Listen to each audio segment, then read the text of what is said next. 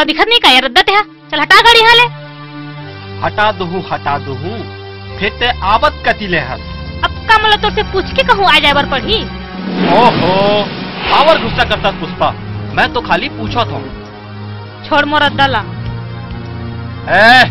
चुपचाप बैठ जा मोर गाड़ी में।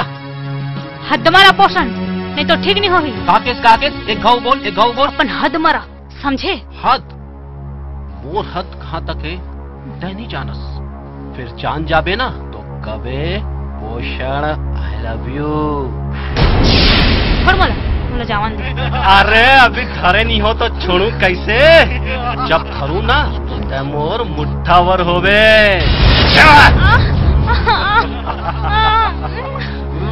छोड़ मला छोड़ वहाँ छोड़।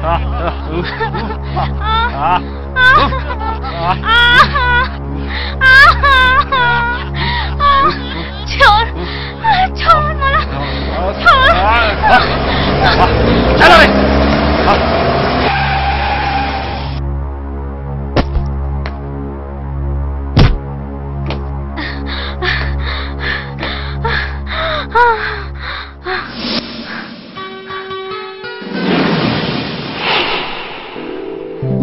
अरे भाई आराम से।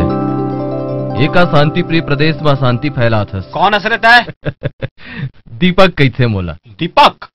अरे तोर जैसा दीपक ला तो मैं फूक मार के बुता दूं। अरे भाई मैं वो दीपक न हो जिला तोड़ जैसे कीड़ा फूकी और मैं फका के बुता जाऊं। हाँ मैं वो दीपक जरूर हूँ जे में तोड़ जैसे कीड़ा भूंजा जाते। कीड़ा न हूँ, मोर नाम है पोषण और करथा सबके शोषण।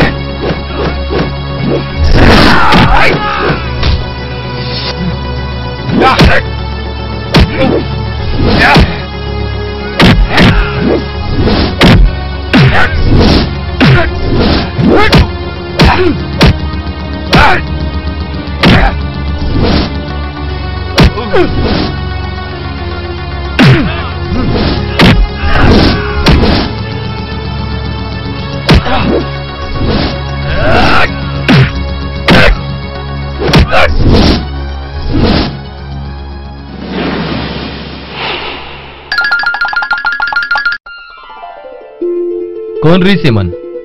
उमन हमार गांव के लफाड़ो रही से। मोला देरी होते मैं जाता हूँ। काफी घरों लेबर है मोला। आज लड़की है नाम पता कुछ नहीं बताई सब चल दिस।